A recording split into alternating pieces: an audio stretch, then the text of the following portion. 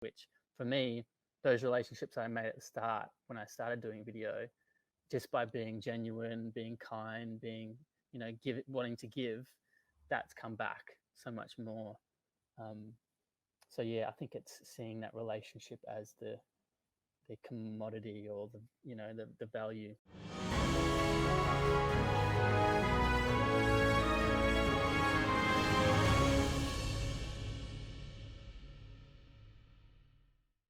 Yeah, definitely. And what was the first job you ever did? What was the first paying client? Oh, all right.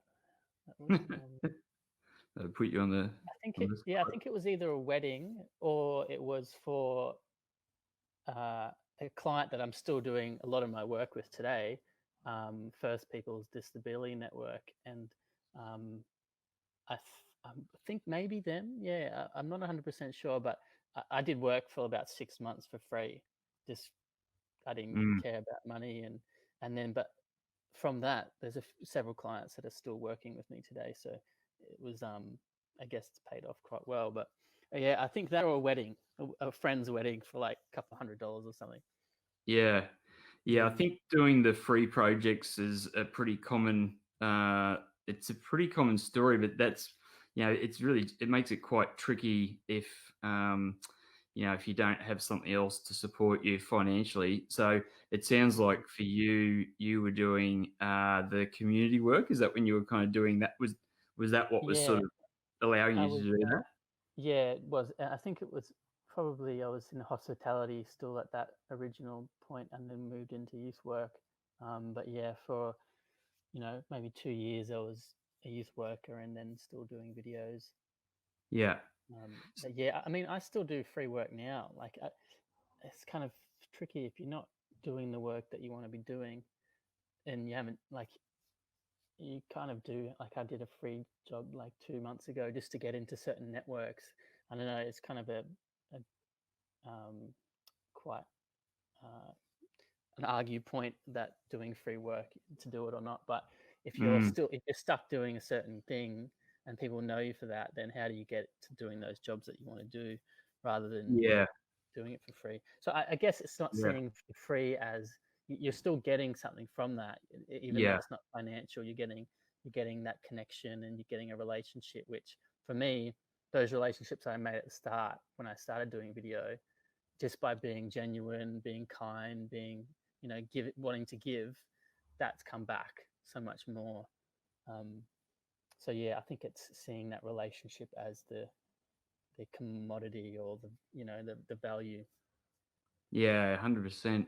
Yeah, I think it's very much sort of chicken and the egg. Yeah, in the sense that that's what I was finding. I was like, okay, I felt within myself that I could do higher quality work if I just had the time to put into it, because otherwise you're in that sort of situation of having to try and push stuff out that you're not 100% satisfied, and I probably have perfectionist tendencies, so that kind of made that really challenging for me to just go, oh, there you go, close enough's good enough, and just shove it out the door. But if you haven't created something that's of that next level, then it's hard to convince somebody to spend the dollars to go, well, I'm just going to take a leap of faith. I mean, I was lucky. I did have someone do that for me last year, or the start of this year. No, it was last year, tail end of last year. And that was when I got to do the job that was with a couple of extra guys helping. And just that was like mind-blowing to me how much better it was, I had a little bit of a taste of it because I jumped on that short film project that the guys did, kind of part of Sunshine Ghost Screen Collective that Fish was sort of organising, Showdown.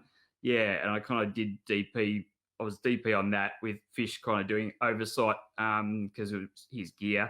And so that experience was really good to kind of give me more of a feel for like, oh, okay, like if I was just purely focused on this, how much better could I do it? And same thing, just getting a couple extra people helping, moving stuff, I could focus more on talking to the client and just having better attention to detail of what was going on around the place. Yeah, so definitely. It's good. the more the better you're, the more budget or whatever, the more professional shoot you get on, your job becomes more streamlined. And I think, yeah, it's a big part of it. It's so much more fun as well, as long as the people are, the ones that you want to be working with, and you can talk and communicate really well. It's Yeah, such a nice feeling just to focus on the one thing. Don't have to talk to the You don't have to talk to the talent. You just I did a job when I was just DP, and it was like one of my fun. Yeah, it was really exciting. I just get adrenaline. It's kind of like, I don't know, flow state maybe, or like some meditative state where I'm just like in it. I'm just present. yeah, I'm looking at the light, and I don't know. I kind of like doing gaffer jobs. Like I yeah. used to love building things and making cubbies and all these kind of things when I was younger. So it's kind of like, going into a space and being like, oh shit, what am I going to do here? And then turning it into something nice. That's like the biggest challenge, really. Like every space I go into, I'm like, oh no, this is not going to work. And then it turns into something really nice. Yeah, yeah. I was just trying to see if I could get to, if I was a bit more organized, I might have had connected to do a share screen to show some of the images. I'm going to have a crack anyway, and just see. Good luck. Okay. Good luck, I know. Yeah. Because I wanted to show some of the pictures. I need that link here. These pictures from the short film? No, these are pictures of yours. The ones I sent. Oh, cool. Yeah, the ones that you shared. I just thought I'd try and. Does that come up? Oh, yeah. Yeah, it's up there now. We're in business. Let's move that over so I can probably see a little bit better. Yeah, this picture. I love this. Is this a still? Is this a photo? No, that's actually just a frame grab. Yeah, that's a frame grab from a video I took. Yeah, that looks Yeah, beautiful. it I was really mean, nice. Yeah, he didn't even know I was doing that. It's funny. It was just, yeah, I think he was actually slacking. I think he was taking a break because, busted.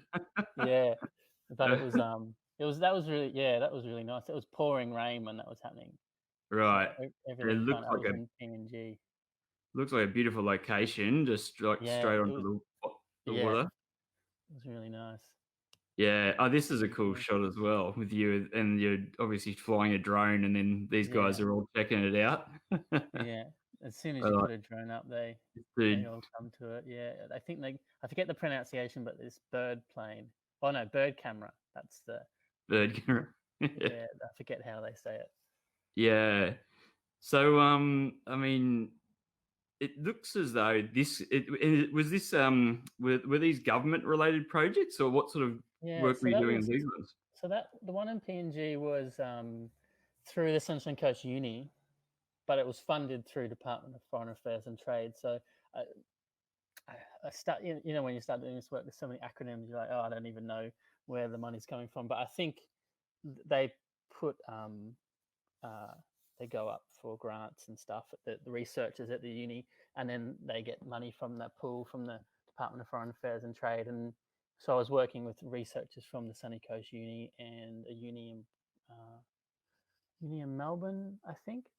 And then that they partnered with the agricultural agricultural board of the PNG government, and Right. that was like a group project, lots of different people and acronyms, and yeah, so like it's like they don't, all the ministers or the people that they get the funding from, they don't want to look at um, like write-ups and word documents, so they'd rather do videos, so they get people like me to come and film their projects and that kind of stuff, so it works. Yeah, that's cool. I mean, fair Yeah. enough. Yeah. So there's definitely some super boring documents out there. And I mean, I like that. That looks like just a lot of fun from an adventure perspective too. Like I love travel, so getting to go to kind of a really unique place, although it's pretty dangerous from what I understand in PNG. Yeah, it was. Yeah, it's really. I kind of like doing that work. You kind of takes a couple of days to relinquish any control. Like you can't go in there with, you know, a plan a lot of the time because it goes it just, you know, it's like island time. Everyone's late or nothing happens or people forget. So you kind of just have to go with it. But if you do get into that mindset, stuff just happens. You know, like some of the best shots I've gotten was just, you know, everything went wrong and then we just waited and then something happened and then people be climbing trees and doing all this cool stuff. But yeah, it wasn't too dangerous. I think it is like if you're there, but because we were with people who were living there and they were kind of known and they worked for the government and you know, there were two Australian people who were living there and they were like friends with a lot of the people. I didn't really feel that unsafe, but I did see a few fights and we kind of had to get out of there and, you know, people missing limbs and stuff. And everyone's got like a bush knife. Everyone's got this big machete. So if something does happen, you get out of there. But I don't know. I guess being white, I know, people don't really go after you. Maybe they just fight between themselves, between families and stuff like that. Right. But yeah, not many tourists there. It's not really set up for tourism where I was. But it is beautiful. Like so many remote places where there's no one there. You know. Yeah. With the sorts of places you're at, like kind of dirt road type sort of places, or everywhere still has it's kind of like roads. Like how built up was it? Yeah, where I was, the roads are horrible. There's no. I think something about the saying that I got told is in Australia you drive on the left of the road, in PNG you drive on what's left of the road. So it's like the drives are really like 3 hours just like bumping up and down, and then you get to places and someone's not there or something, so you're like, oh shit. But there is every now and then you see government workers doing stuff, but it's pretty rare. I think there's lots of corruption and that kind of stuff there. But yeah, there wasn't like, there was a few like kind of fancy hotels, but then and then like maybe a couple of big shopping centers, but it was it's pretty remote. There's not really nice houses or anything like that. Yeah. Most of the people still live in rural areas and are farmers. I think a large percentage still rural farmers. Yeah. And was that a solo project? Were you on your own for that one? Yeah, I was, but I did have someone on the ground who kind of produced a lot of it. So, so they helped with talent and doing all that kind of stuff. So I was on my own filming wise, but I was there for 2 weeks, so I had plenty of time to get lots of footage and do interviews. So it was, I probably could have done that job in a week maybe, but having the 2 weeks made it really, really nice. And I could like say, oh, let's be here for sunset or sunrise and try and really get to the nice spots when it's nice lighting, which is kind of really hard for this kind of work. Like you want to be there for the nice light, but organizing people is half the problem.